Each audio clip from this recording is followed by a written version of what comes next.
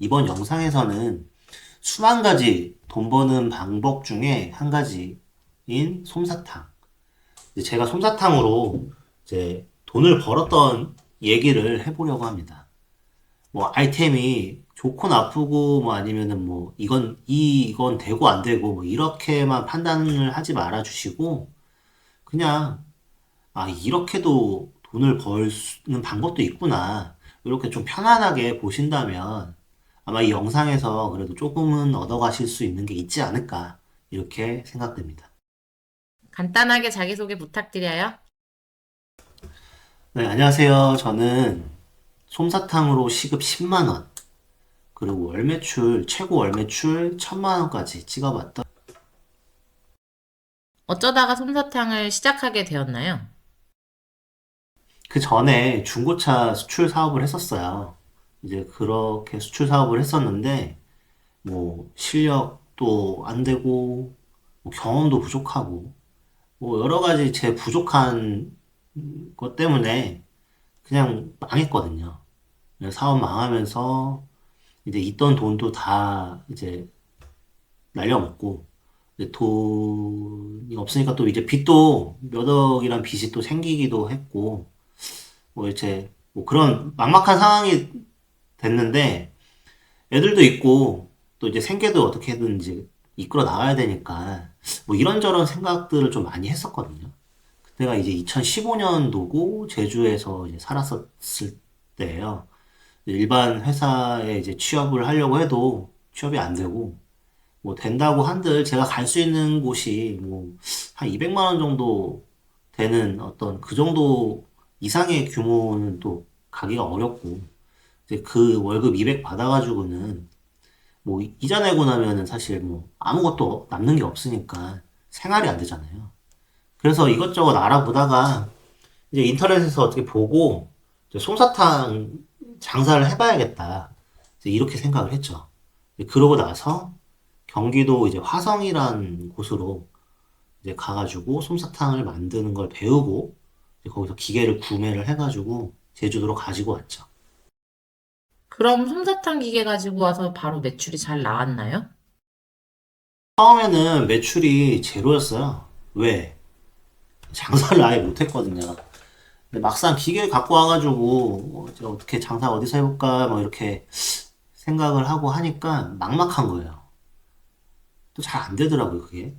왜냐면 간절함도 있고 막 이거 어떻게든 막 뭘 해결해야겠다고 막 생각을 했었는데 그래도 막 어떤 쪽팔리고 뭐 두렵고 막 이런 어떤 여러 가지 마음들이 더 컸던 것 같아요. 그래서 차에 이제 기계를 딱 이렇게 실어가지고 이제 장사를 하려고 이제 나가는 것까지는 괜찮았는데 이제 막상 가가지고 장사를 하려고 이제 기계를 이제 내리려고 하는데 그게 너무 어려운 거예요. 그래가지고 뭐 그 주변도 막 이렇게 어슬렁거리기도 하고 또 눈치 보면서 뭐 누가 나 이렇게 뭐라고 할 사람은 없나 아니면은 뭐 다른 사람들은 또 나를 어떻게 생각할까 뭐 이런 여러 가지 막 생각들이 막 들었었고 막 이제 그럴 때면은 막 심장이 막 진짜 막 뛰고 몸은 이제 뭐 이제 어쩔 줄 모르니까 막 움츠려들고 되게 이상하더라고요. 그러고 나서 이제 몇 차례 이제 그렇게 막 갔다가 못하고 막 이런 것들을 좀 반복을 하니까 실패를 여러 번 경험하니까 진짜 자존감이라는 게 그냥 자존감이 바닥을 친다는 거가 이런 거구나라는 또 경험을 한번 하게 됐죠. 그러면서 이제 온갖 어떤 욕이란 욕은 저한테 스스로한테 막 다 했던 것 같아요. 그러면서 이게 뭐 내가 그렇지 뭐부터 해서 자기 비하부터 해가지고 좀 되게 소모가 많은 불필요한 소모를 많이 했던 것 같아요. 어떻게 극복하셨나요? 좀 단순하게 생각하기로 했던 것 같아요. 그래서 한 단계씩 한번 해보자. 어쨌든 간에 그래도 차에 이제 기계 싣고 나가서 이제 밖에 나가는 것까지는 일단은 잘 하니까 일단 가자. 가고 장사 못해도 괜찮으니까 차에서 딱 기계만 내리자. 여기까지만 해보자. 딱 이렇게 결심을 하고, 이렇게 해가지고 이제 기계를 한번 내려봤어요. 기계만 내리고, 이제 눈치를 쓱 이렇게 여기 어슬렁거리면서 이제 보고 있는데, 누가 이제 오셔가지고 말을 거는 거예요. 와, 이제 그때 오만 가지 생각이 다 들더라고요. 그러면서 이제 그분이 뭐라고 하셨냐면, 혹시 이거 언제 시작해요? 얼마나 걸려요? 아, 이러시더라고요. 아, 이 손님이구나. 딱 그러면서 이제 제가 마음에 좀 안도가 됐죠. 그러면서 이제 그분한테 이제 이렇게 준비해서 솜사탕 만들어 드리고 하니까는 또 이제 다른 분들도 또 이렇게 오시고 하셔가지고 이제 돈을 벌고 왔었거든요. 근데 뭐 그런 경험이 이제 생기면서 이제 그거를 계기로 해가지고 이제 솜사탕으로 제주도에 안 가본 곳이 없을 정도로 그냥 다 가서 장사를 한번 해봤던 것 같아요. 솜사탕 장사로 제주도에 안 가본 곳이 없을 정도라고 하셨는데, 그래도 주로 가거나 장사하는 곳이 있었나요? 초반에는 주로 제주도 이제 관광지를 갔었는데 성공한 적이 단 한 번도 없었던 것 같아요. 꼭 기계를 내려가지고 이제 준비 다 하고 나서 이제 손님이 이제 한 분, 두 분 오셔가지고 이제 판매를 하면 꼭 어디선지 모르겠는데 어디선가 누가 오셔요. 여기 관리자분이시겠죠. 그런 분들이 오셔가지고 여기서 이러시면 안 된다고, 여기서 장사하시면 안 된다고 이렇게 말씀하시면서 이제 쫓겨났죠. 당연한 건데 그때는 뭐 좀, 좀 슬프긴 했죠. 이제 지금이라면은 그래도 뭐 그렇게 뭐 이런 경우가 생겼을 때 또 반대로 아, 어떻게 하면 입점을 할 수 있을까 한번 이제 그런 방법도 한번 생각을 해봤을 수도 있을 것 같은데 그때는 뭐 그런 엄두를 내지는 못했던 것 같아요.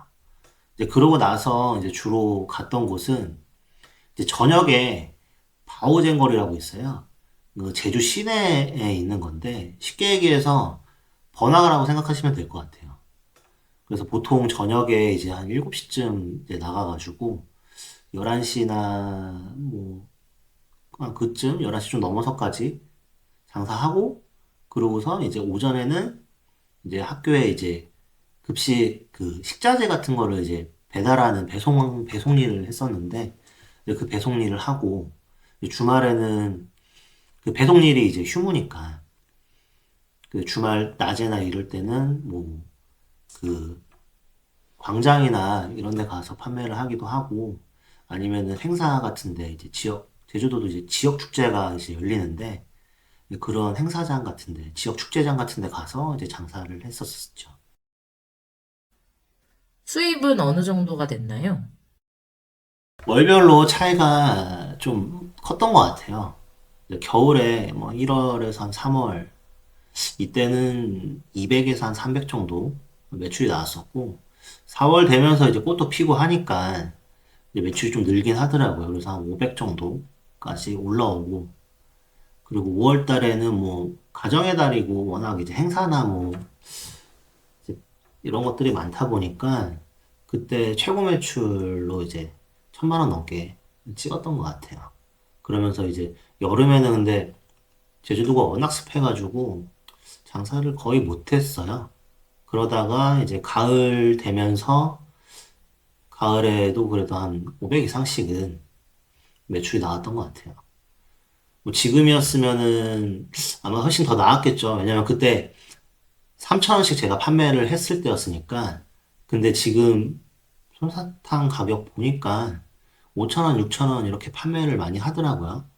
그러면은 한 두 배는 지금으로 따지면 두 배 정도는 됐겠죠. 두 배 가까이.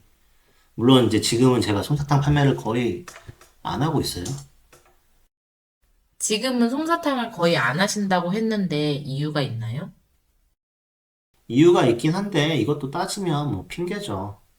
뭐 그래도 말씀드리면 첫 번째는 일단 너무 시장이 포화가 되니까 아, 이게 좀 너무 흔해지더라고요. 캐릭터 솜사탕도 넘쳐나고 하니까 처음에는 제가 이제 희소성이 제가 할 때는 좀 희소성이 있었거든요. 그래가지고 행사장이나 어디 뭐 축제장 이렇게 가면은 최소 2, 30분씩은 이제 기다려가지고 줄 서가지고 줄 서서 2, 30분 기다려서 이제 사드시고 하셨었고 또 이제 생소하다 보니까 막 사진 찍고 막 감탄하고 막 한호성에 막 엄청 장난 아니었거든요. 물론 지금도 되게 좋아하시고 사진 찍고 다 하시는데 그때만 해도 워낙 이제 좀 희소성의 어떤 가치가 있었기 때문에 그랬던 것 같아요. 지금은 뭐 솜사탕 로봇으로 만든 어떤 그 솜사탕 기계도 나오고 예전보다는 조금 흔해진 거는 사실이죠. 그리고 이제 두 번째 같은 경우는 날씨 영향을 너무 많이 받아요. 제주도에서 이제 솜사탕을 제가 팔 때 일기예보를 엄청 보고 엄청 민감했어요, 일기예보에.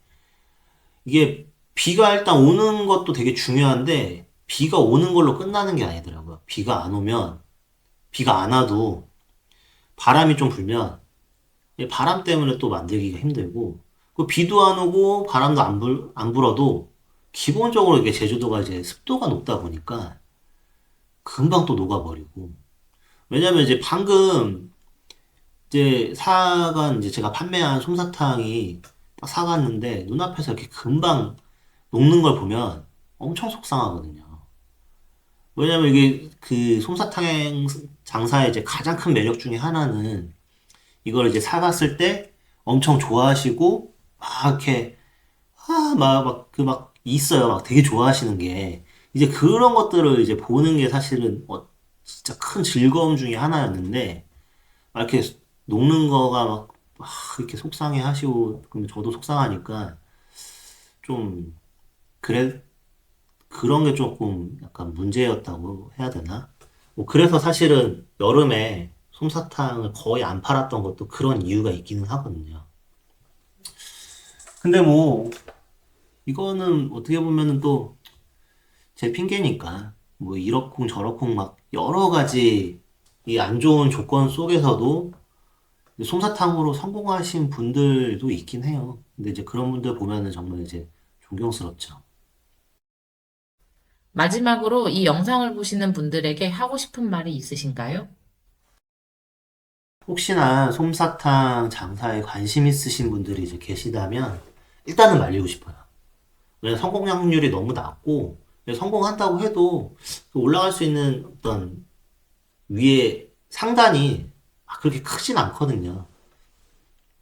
그리고 이제 뭐 유튜브 영상이라든지 어디서 이렇게 보고선 혹해가지고 접근을 하신다면 아마 아무것도 못하고 끝날 수도 있어요. 근데 이제 그럼에도 불구하고 정말로 하고 싶다고 하시면 뭐 당연히 도전하시는 거 저는 추천드려요.